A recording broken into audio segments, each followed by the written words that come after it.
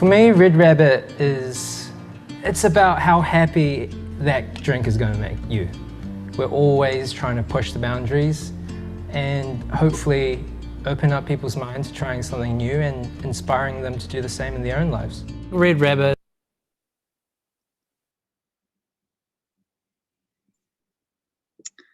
Well, hello, Daniel.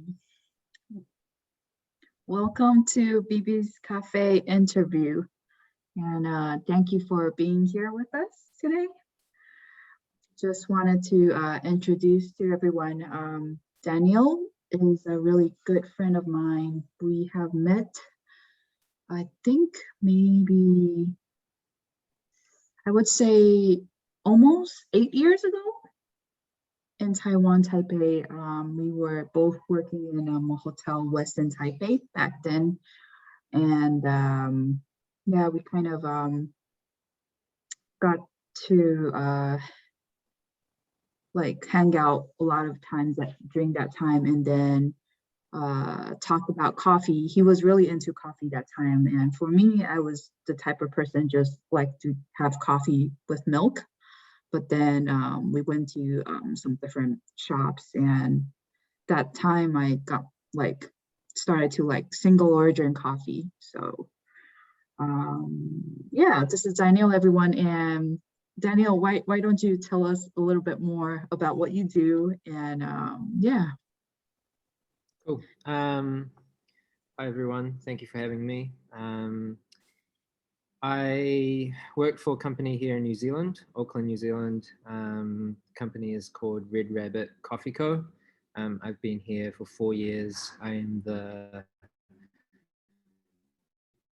I do a little bit of everything, but officially I'm the operations manager. So I'm in charge of a whole bunch of stuff, including opening new shops, organizing and deciding how shops run, and hiring staff, and lots of day-to-day operation stuff. But I also am very involved in the quality control and sourcing and the roasting end of our business as well. I do a bit of everything. So yeah.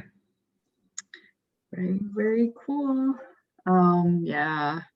And I was kind of curious, how did you got into working in the coffee world? I remember when we met that time, you were talking about how right now, well, 7 years ago, is like the third wave of coffee coming. But I was just kind of curious how, you kind of so passionate about coffee, and then after working in, hotel, you went into working. Yeah. Mhm. Yeah, it's an interesting thing when you start working in the industry. You start to lose a little bit of that spark of why you started and how you fell in love with it in the first place. I think very few people kind of fall in love and stay in love all the time. But I think it doesn't take a lot for me to remind myself what an interesting industry and what an interesting and valuable kind of industry and product that we work with every day.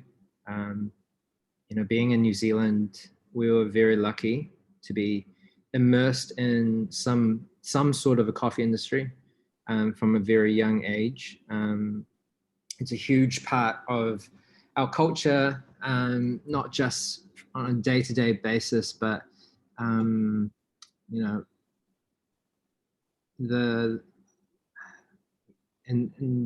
probably just after the World War, a lot of Italians immigrated here to New Zealand, and before that we drank a lot of instant coffee, and when they brought the espresso machine and espresso coffee with them, we kind of slowly modified it to our taste buds and what we like to drink. And without affordable dairy at the time, it kind of took off, and milky beverages were a really big thing here. Brunch culture and cafe culture is also huge. I think ultimately for our culture and for our communities. Cafes are always a place to meet. We're not like other big cities. We're not as dense. We're not as kind of concentrated, and so the kind of action to meet together was very intentional. We'd have to drive places, so coffee shops and brunch places were always a huge part of our culture. So growing up, it was always a pretty, it was a treat. It was like either a weekend thing, or I'd go with my dad on a Sunday morning to grab a coffee and to grab some breakfast. And you know, it's always nice when someone else makes breakfast for you and you can choose what you want instead of dad making you whatever you want. So I could choose eggs Benny, or you know, the things that I don't usually get to eat, like pancakes and all of that. So it was always associated with a real happy and kind of unique and joyful memory. Oops, sorry. Sorry's talking to me. She wants to so yeah, I think from a young age it was always an attractive place to be. And then when I got into my university kind of university career, I actually didn't drink coffee till I was 18. So when I got to university and I had no one holding me back, I drank a lot of coffee. And to begin with, it was just because it felt like something you would do when you're older. So I drank coffee, but it always came from a place of being interested in it and trying to understand why so many people want to drink it. And so throughout uni, I did a couple of jobs as well, baristering roles, and had the opportunity to work with a couple of great coffee suppliers. And then after that, as you know, I went to Taiwan and I worked in hotels. But I always had kind of coffee in the back of my mind, and even in Taipei, I was always visiting coffee shops and would travel far and wide just to kind of check out new places and figure out, you know, constantly trying to figure out why it was such a attractive product, and both in terms of the product itself, like in flavor and what coffee is, but also the effect that coffee has on groups of people and friends and family, and as a place to meet, as a institution. After that, I did a couple of other stints in other hotels, but ultimately really wanted to go back to New Zealand and get back into the coffee industry and work there full time. And so I did. Came back into New Zealand, realized that the coffee industry that I loved and thought was one of the best in the world wasn't really one of the best in the world. My palate had changed, and after experiencing so many different kinds of coffee overseas, I realized there's a lot more to learn, and a lot more kind of skill sets that I needed in order to get to where I wanted to be. So there were only a few coffee companies that I wanted to work for. The founder and owner of Red Rabbit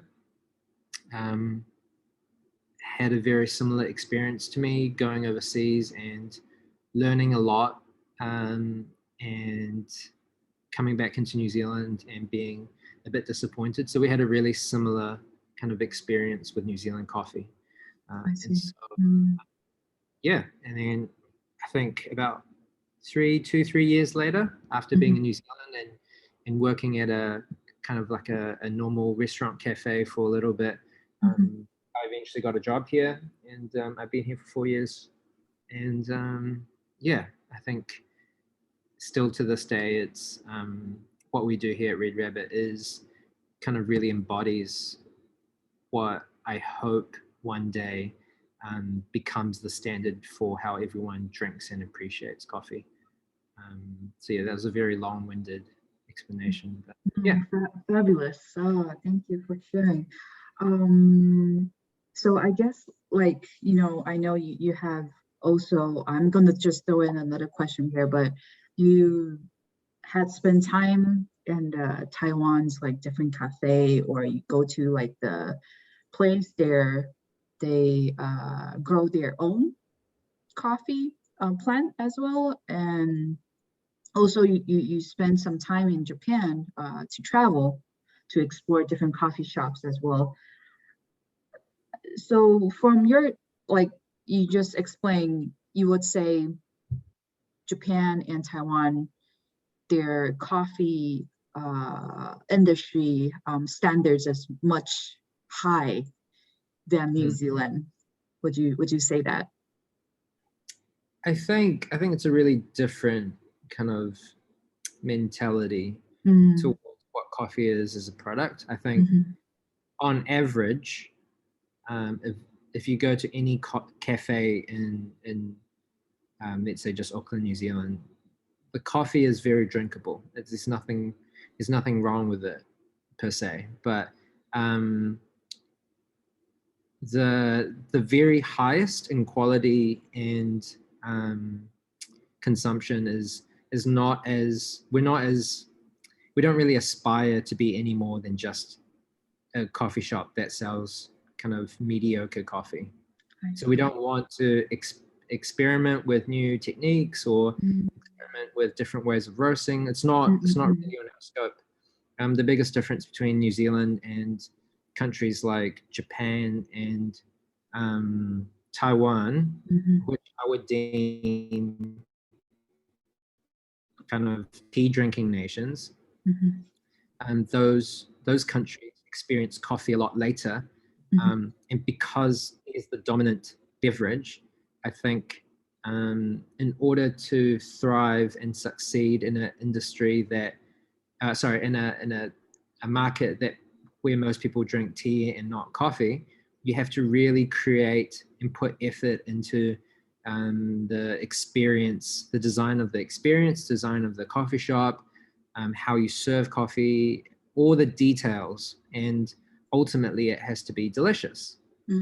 So because of that shift in mentality for these countries, they've been a lot more proactive education and experiments, and they are throwing more money into cafe design, and doing all they can to hopefully attract tea drinkers into their sort of market. I think on top of that, they like because tea is primary, coffee is kind of seen as a luxury product, so it's a slightly different price point and slightly different expectation from the customers. Here in New Zealand, we drink a lot of coffee. I can't remember, but a little while ago we were first in the world for coffee consumption per capita. I think we're second now, or second or third, but we drink a lot of coffee here in New Zealand. But that's because we're a coffee drinking nation. We are not a tea drinking. So it's a little bit different. Coffee is seen as a necessity rather than a luxury. So interesting. what we're trying to do is to show people that there's a range, just like in beer, just like in wine. You can have a really expensive bottle of wine. And you can have a very affordable bottle of wine. Customers, even though they might not know why it's more expensive, they know that it's expensive for a reason. Whereas in coffee, a lot of people don't understand or perceive why coffee should be more expensive, and they don't know why they should be paying more for better quality that they can't perceive, because to them coffee is not about enjoyment as much, relaxing and enjoying the beverage for itself. Coffee has always been a vehicle for something else. Like I need caffeine to get my day going. So I'll grab a coffee. It's not, I need a delicious beverage, and so I'm going to go to the coffee shop and order a really nice cup of coffee. So it's a different way of thinking. Whereas I think in Japan, especially, and in Taiwan, people say, oh, it's the weekend. I want to meet up with a friend. Let's go visit this coffee shop. I hear they have very nice desserts and they do specialty coffee and they roast their own. So it's very much the focus of Mhm. of the event, right? Whereas in New Zealand, it's more of just a vehicle to get somewhere else. Like I need this coffee because I have 10 minutes to kill, or I need this coffee because I'm tired. You know, so it's a very big difference in how we understand the product and how we see the product. I see. So the next question I would like to ask is something that I experienced actually just recently. There's so many different coffee brands in San Francisco, so I like just out of random curiosity, that day I just happened to choose like a not well-known brand, maybe like just a startup brand from San Francisco. And when I was brewing it, the coffee color somehow seemed little like not transparent, not clear. So, and then the taste itself is also really not smooth. Just I think I don't know how to describe, but when you have had so much coffee that now you know when you have come across of a bad cup of coffee, it is not good, not delicious. So how do you like from the, I guess all of the coffee beans, they are sealed when you purchase it, so you cannot really tell if it's good or bad, right? But maybe like when you open up, can you just tell from the roasted color or surface? There's definitely a way to get some information from looking at the coffee bean itself and smelling the aromas. But I would probably start with you can expect you have a pretty good idea of what to expect from where you buy and who you buy and how you buy.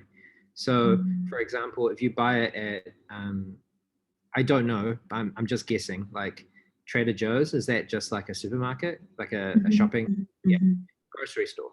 So if you buy something at Trader Joe's, generally speaking, the quality is kind of so-so, kind of average.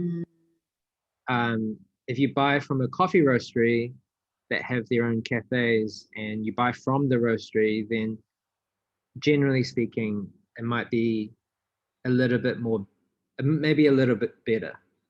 I don't think you can just decide it's better just by that, but what I'm trying to say is the difference is that you can ask the coffee roaster, you can ask that the company and the staff that work there, hey, this is how I brew coffee. Is this the best style of roasting? Is this the best origin or blend that is, good for what or how I make coffee? Whereas if you go to Trader Joe's, you can't ask anyone because it is a mass-produced product. So there is a level of craftsmanship and kind of value difference when you go to a coffee roastery as opposed to going to like a supermarket or a grocery store. I think we need to learn to trust our coffee roasters and learn to ask the right questions. Like to answer your question, like the coffee that you probably bought was probably roasted a lot darker. So I'm assuming, do you have a grinder? Yes. Yeah. So you didn't change your grind setting?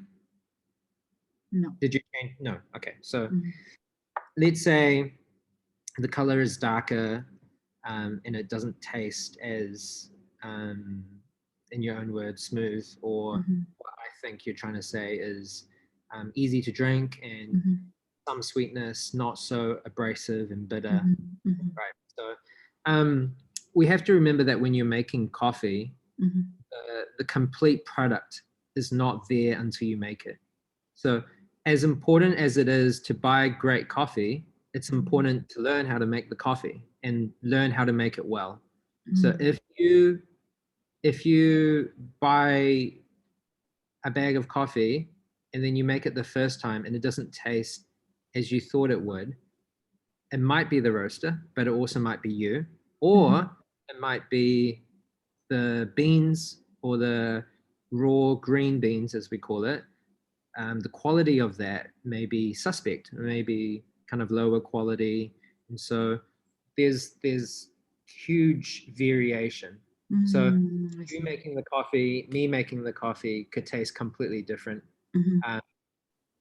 And then likewise, different roasteries using the same raw green could taste completely different.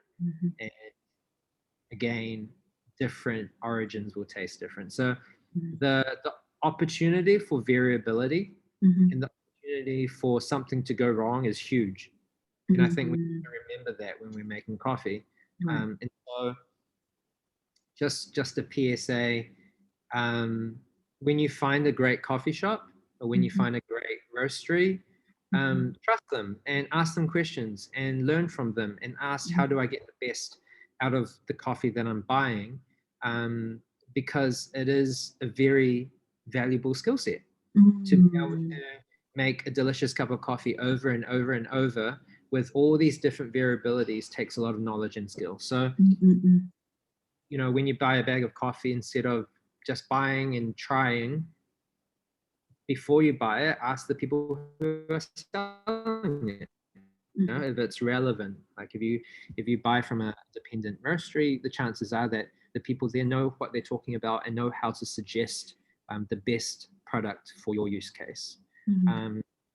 So yeah, I think for your coffee, it was probably a little bit more soluble than what you're used to. What I mean by that, when we're making coffee, the goal is to use water to dissolve soluble compounds from the coffee grounds, extract that from the coffee into the water. So it's like dissolving sugar with water, right? You pour water in, you stir it, you agitate it, and it dissolves into the water. So in the same way, drip coffee, you're pouring water through the coffee and dissolving what is dissolvable, what is soluble in coffee. And so the reason why it's darker is because you've dissolved more stuff. And so when you roast longer, generally speaking, the coffee becomes a little bit more soluble. It's probably because the coffee is also roasted darker. Physically, the color is darker. And so your resulting solution, your resulting coffee would look darker. Yeah. And so there's a lot of reasons for it. And maybe it's not bad and maybe it's not good, but it's just different. There's lots of different ways to roast, and resulting, there's a lot of different ways to make coffee. So Yeah. yeah. Yeah, that bag, I actually picked it up from a supermarket, so I couldn't ask. but yeah, that's a Generally speaking, if you buy from a supermarket, the quality is lower.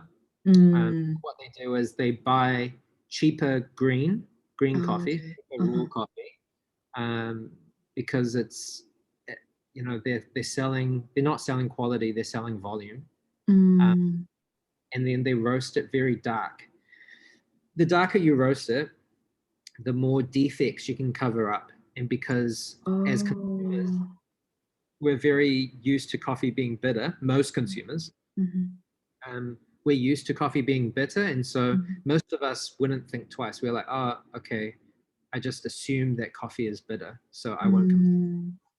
But if they roasted a little bit lighter, when it's less burnt, so to speak, you can start to taste many of the defects there in the coffee. there's all sorts of defects. Mm. There's growing defects. There's insects that eat into the cherry defects. There's lots of different kinds of defects. Mhm. But like when you make toast, if you burn some focaccia or you burn some ciabatta or you burn some 5 grain, it all tastes burnt. It Mm, doesn't mm, mm. change flavor. I see. Mm, mm, Burnt mm. is burnt. It's one flavor. Mm, It's, mm. um, Oh, okay. Now, and now. so and so like if you roast it very, very dark, the Mm. general bitter coffee flavor is that flavor. Over extracted, Right. bitter kind of has a certain roasted aroma that's Mhm. nice, that Mhm. because we know that smell. Mm. Ultimately, as an enjoyable, objectively enjoyable beverage, Mhm. like what we are trying to do is show people that coffee can be sweet. Coffee Mm. should have interesting flavor notes, interesting fruit notes, interesting Mhm. kind of different kinds of sweetness, different kinds of Mhm. acidity. It should be like that. If you want something that's cheap and cheerful and will give you a caffeine hit, then those are options that are available as well. But I guess what we're doing is trying to do something different. Mhm. That's very good to know. Yeah, usually I like to drink medium roast or light roast coffee. I don't really drink dark roast, but very good point. Mhm. So, like, I know there's like different coffee pouring method, like the V60 or like Clever Dripper or like all different kinds, like very fancy these days. And what is the difference between them? Is it just like the method of preparing, or what you should be expecting is still like no matter which besides espresso, but like French press, all of it, does it still taste slightly different? Yeah, 100%. Mm, So as I kind of mentioned before, brewing coffee, when we break it down at its very mhm, core, all you're doing is dissolving solubles from dry coffee into water. So mhm, it doesn't matter what you're doing. It doesn't matter if you're using a clever dripper or V60 or even an espresso machine, or mhm, there's just different ways of extracting solubles into water so that we mhm, can drink it. So there are a couple of really big categories of brewing coffee. So espresso is one. That's what we call pressurized brewing. So mhm, espresso is very unique. We're able to extract a lot by putting the coffee under a lot of pressure. We're able to grind the coffee very, very fine, which means that mhm, we can expose, like if you think like um, like baking sugar, like caster sugar is very fine, so it dissolves faster. So in the same mhm, way, if we grind really fine, we can dissolve stuff faster. And so the whole point of espresso making is to give us the ability to create a very concentrated solution, mhm, very short period of time. So that's one category that's mhm, unique. mhm, Um, the other category is percolation and immersion. mhm, So percolation is like your V60, anything that mhm, kind of mhm, funnels through or filters through coffee. mhm, I kind of call this gravity brewing. So in contrast to pressurized brewing. So mhm, you're letting gravity do all the work. So you're mhm, pouring water through and you're not forcing it through. There's none of that. And then you just let gravity draw through the water through the coffee mhm, bed. So generally speaking, this way of brewing results in a much lighter kind of coffee beverage as opposed to espresso. And the last kind of category is immersion, where you kind of close it off like a plunger. Um, mhm, all the coffee is forced to brew together with all the water. So there's no mhm, filtering happening. mhm, There are some like hybrid brewers that has a combination of these three items. Like AeroPress has some sort of pressure induced, but very, very low pressure, not really any. But it has the ability to immerse, it has the ability to filter, but you can also, yeah. So or coffee brewing is kind of falls under these three loose categories. Okay. They all produce kind of different styles, and they have different pros and cons, but yeah, they all produce slightly different textures and strengths. Yeah. Interesting. Yeah, so the way how I prepare my coffee, I really just go by the feel. I use a clever dripper. So I will grind the beans and heat up the water with like a hot kettle and fill with filter water, and then rinse the coffee filter first, and then do like the brewing. But usually sometimes what I do, I will let it sit there, like do a little bit amount and let it sit there for like a 20-second, then have it drip into like a container. Then I start to like pour more hot water to let it drip down. But in some coffee store, I see they have like the whole process, just let it sit there. So they pour the amount of water there and then cap it and then let it sit there. Once it's brewed, they'll let it sink down all the coffee. Yeah. So both methods works, I guess. Like the way I Yeah, the clever drip is kind of like a kind of a hybrid brewer. Like it's mainly an immersion brewer. It's designed to be immersion brewer with essentially. So what it's designed to do is it's designed to sit with the coffee for an X amount of time, and then you kind of put it over a carafe or a cup and you just drain it. The only difference between that and a French press is that the clever dripper has a filter paper. So that's basically it. But it is designed to be an immersion brewer. So I think like because maybe some of your listeners might not have a clever dripper. I think as a bigger conversation topic, I think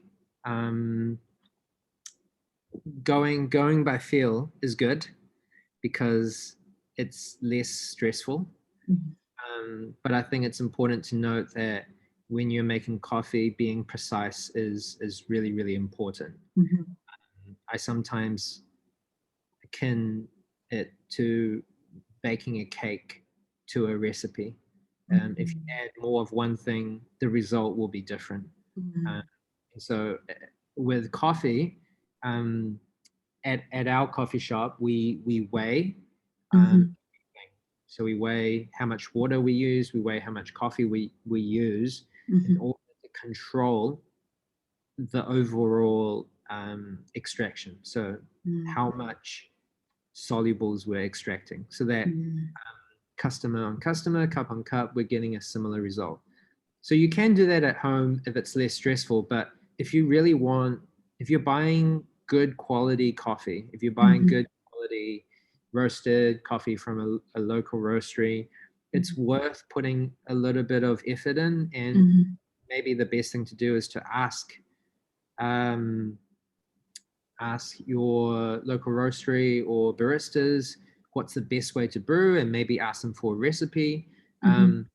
But the idea is that if, let's say, the bag of coffee you bought and you're not happy with the brew you made today, if you knew how much coffee you put in and how much water you put in, technically, in an ideal situation, you would be able to change your recipe the day after to make it palatable. So that's the difference between wasting a bag of coffee because you think it doesn't taste good, and making 3/4 or half the bag taste good.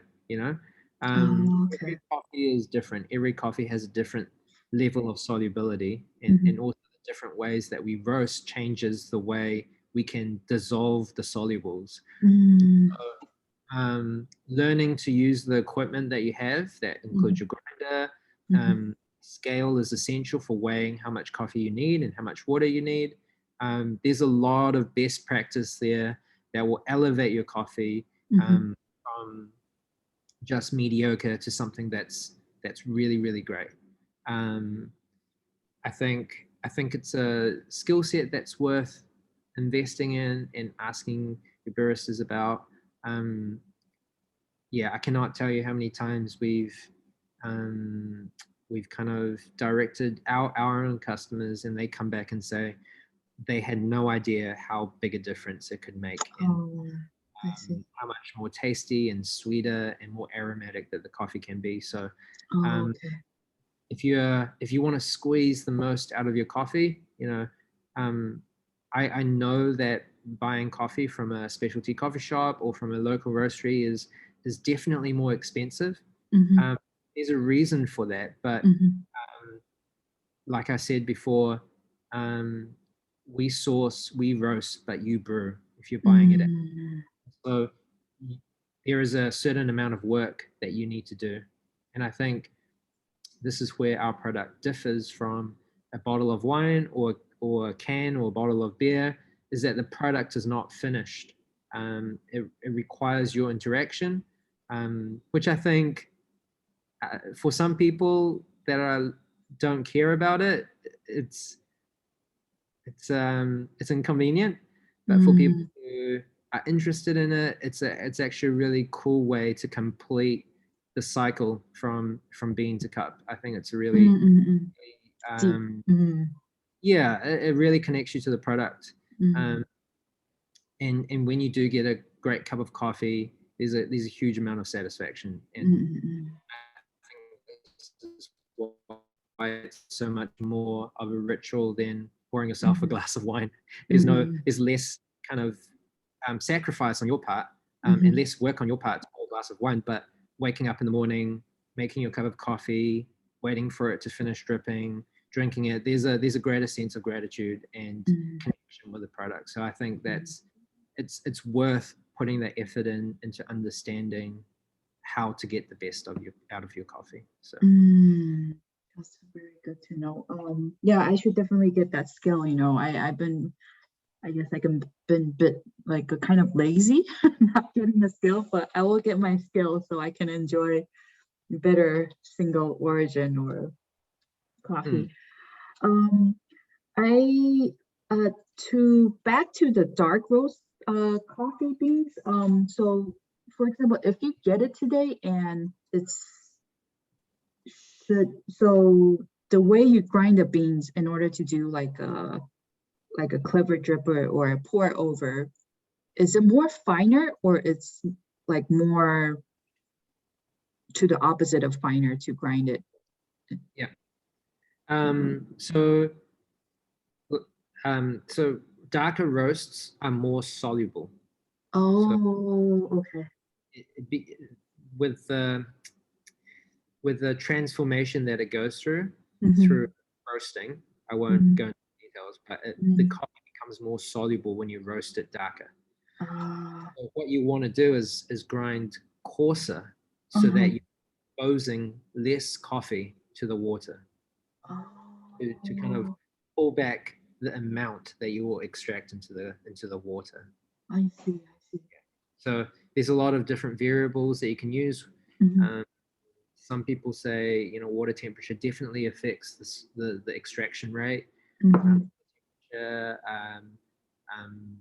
The grind setting is a huge part. Your coffee to water ratio can play a part in how things are extracted and how strong a beverage tastes. But there's a lot of ways to control how much you're extracting out of the coffee. So generally speaking, if you want to make something bitter, less bitter, then you'll grind a little bit coarser, so that less solubles will be extracted. Well noted. So next question is, what does coffee mean to you? It's a It's a very very, deep. Yeah, I think it's hard because like because it's my job, I'm very immersed in coffee and in the work that is involved in the day-to-day operations. Um, if I kind of step back and take time to think, like I I think more than anything, my hope is that one day people realize how much work goes into a cup of coffee. Um, I think not just the realization that there's a lot of work that goes into it, but also that it translates into value that people really appreciate and people understand that the local coffee shops are, um, the way it's run costs a lot, and the equipment that we get and the maintenance and the training and all of that to create a delicious beverage in a space for people to enjoy is nothing short of a miracle. And for the price point that we're charging right now is ultimately kind of unsustainable with where we're headed. Um, I think as a commodity that is, we talk about this a lot. I think a lot of people know this, that coffee is one of the most traded commodities. I think it's second or third. One of the most traded commodities in the world.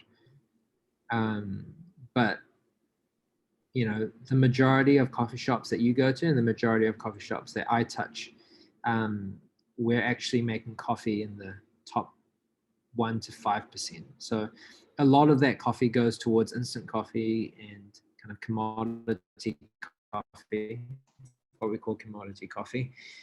So lower quality coffee that's kind of services a broader range of customers. But if you're going to a coffee shop, just remember that it's someone's putting a lot more care into your one cup of coffee. So, when you compare a coffee pod at home or some instant coffee at home, realize that it's a completely different, it's worlds apart.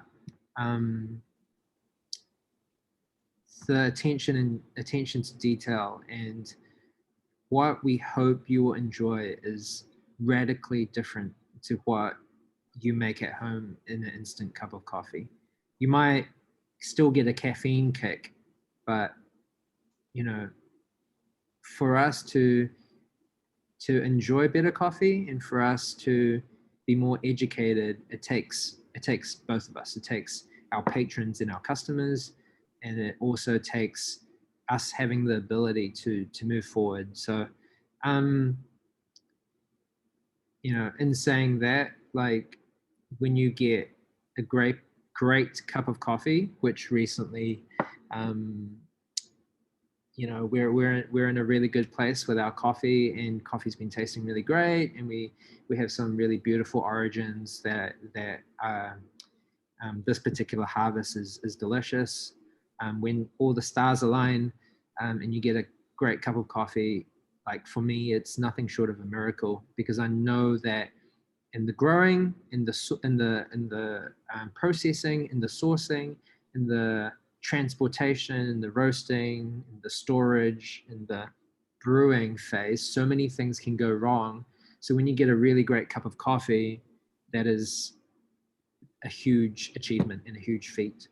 And so for me, coffee is and I'm sure winemaking at its very top level and beer making at its top level is also in a similar way, that it is a moment to savor and a moment to enjoy, and to be in some ways thankful for the product that we have, because a lot of different people put work into it. So um, yeah, I think it's something that we need to remind ourselves for sure. beautiful. Um, so I know like we are still in the middle of pandemic. Um, how has it like affected you, and also your like, Red Rabbit Coffee? How's everything? How are you guys doing? Yeah, so it's definitely a topic that's been circulating a lot. Like, a lot of people checking in on us, and kind of it's definitely been at the very forefront. I think ultimately we feel very grateful to be in New Zealand. We're operating as per normal, and have been for a while. There's been a couple of interruptions with a resurgence. Yeah, I think a lot of businesses have really suffered and not been able to pull through. For us specifically, where, with our product being low margin and very reliant on volume, it definitely has set us back, without a question of a doubt. But like, I think in terms of our spirits and in our state of mind, I think we're all really, in some ways, more grateful to be where we are and to be able to do what we do, even during a time like this. So yeah, I think all in all, like, we're doing really well. Like, we're still able to serve. Um, 2 weeks ago, this place was packed. Oh, that's great. Are starting to come back and starting to feel more comfortable being in public, and yeah, I think it's ultimately a good thing. Okay. I know, we talk about so much about coffee, but I like last coffee question. So, what is your favorite way of drinking coffee? And yeah, I know you have prepared a little treat for us. I insisted that I'm coffee, and I am very reluctantly going to make a cup of coffee at 5:43 p.m. Thank you so much. Yeah. If you follow me, we'll go. Yay! I really miss just being in, the coffee store and like just sit there and watch barista preparing coffee. Now we just have to be socially distanced, responsible, stand up, far away and look at the coffee brewing process. But this is a treat. Everyone, this is a treat.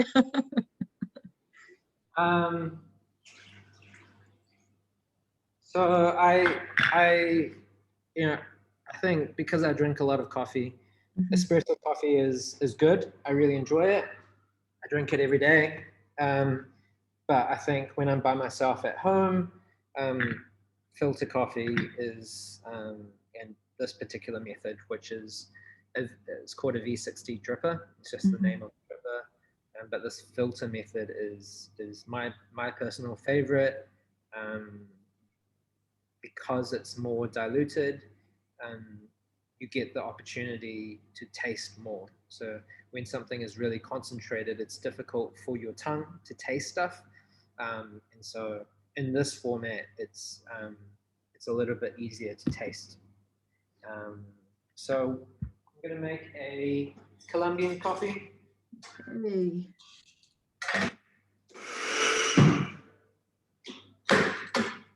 It's from a small town in Huesco, in the Naranjo region, a little area called Tablon de Gomez. And there's a bunch of farmers there. Lots of small farmers that contribute to this bag of coffee. So for a lot of different origins, coffee is not from one farm. If it is, that is very special. For a lot of coffees, like in Ethiopia, ultimately the coffee that comes from that region is from a lot of different farmers they pull together the coffee and they process it together, because not every farm and every farmer has the resources to be able to harvest and process at the same time.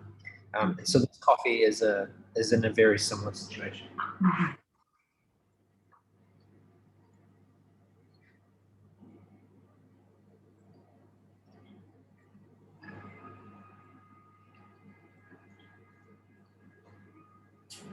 So I won't go into all the details about my recipe, but Oh, so you don't use do you still use a filter for this method, or? yeah, I pre-wet it, so Oh, it's, okay. it's sitting in Oh, perfect. Okay. already filled up. Okay. Yeah, so this is very specific. I don't Mhm. usually do this, but I set it up beforehand so that Mhm. it gave us a bit of time. Mhm. Um, so this coffee is actually really delightful. Mhm. I've been drinking this a lot. It's a really, really easy coffee to enjoy. Mhm. Um, Lots of kind of toffee notes, lots of caramelized sweetness, Mhm. but it also has this really nice kind of orange acidity that kind of comes through when it cools down. Oh, yeah, that's nice too. Yeah. My favorite single origin, I would say right now still it's Rwanda. I Oh, Yeah, I really like um their coffee. So whenever I see like a coffee roaster have Rwanda, then I'll definitely grab one to try. Yeah. Do you have a particular one that you always go to, or you just try particular, almost? did you say a particular origin? Mm-hmm. Uh, I like them all. Like, I think there are a couple of origins that struggle to produce a certain quality of coffee that we use here at Red Mm-hmm. Rabbit. Um, but I think maybe because recently we haven't been able to get any in, but um, Mm-hmm. I really miss having a Kenyan coffee. We haven't Oh, okay. for a while, so Mm-hmm. yeah, Kenyan coffees are usually really bright and we use the word juicy a lot because Mm-hmm. it has a lot of kind of black currant, Mm-hmm. very like flavors, really kind of aromatic, um, really obvious. So people who don't usually have that style of coffee can really um, get a taste and to catch what we mean Mm-hmm. describing the coffee. So yeah, Kenyan coffees are pretty special. We got a couple that are hopefully on the water, Mm-hmm. I think, maybe. But Mm. cool, there it is. Yay! That looks so delicious. I wish I was right there so I can, There you go. enjoy. Oh, that's very nice of you. Oh, There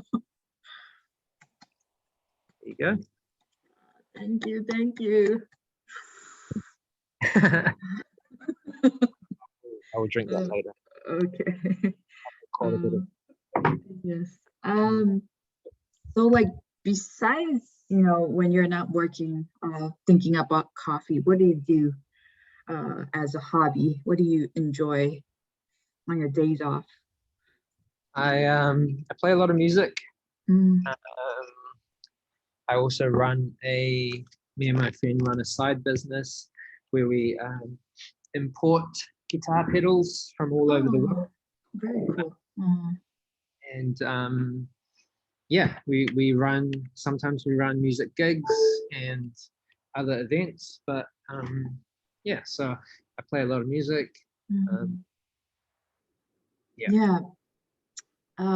If after Daniel plays some good music, I have heard it before, and he has a very lovely singing voice as well too. So if you guys, Oh, wow. yeah. Um, is there anything that you're like currently working on? You try to something new or Yeah, I mean, we're always upskilling and learning more about our product. Mhm. Recently, we just opened a new coffee shop over in an area called Freeman's Bay here Mhm. in Auckland, and it was the first coffee shop that I designed from top to bottom. Wow, So it was pretty exciting. that's exciting. There's a lot of learning there and a lot of kind of figuring out how to create um, from a logistical point of view of running a coffee shop, how to create the most efficient environment for our baristas. Mhm. It's amazing what you can do in a space that usually needs 3 people. If you can make the equipment work for you and design the space so that it's easy to use, you can drop your human resources down from 3 to 2, for example. So Mm. a lot of experimenting and simulating and trying new things and getting new equipment and Mhm.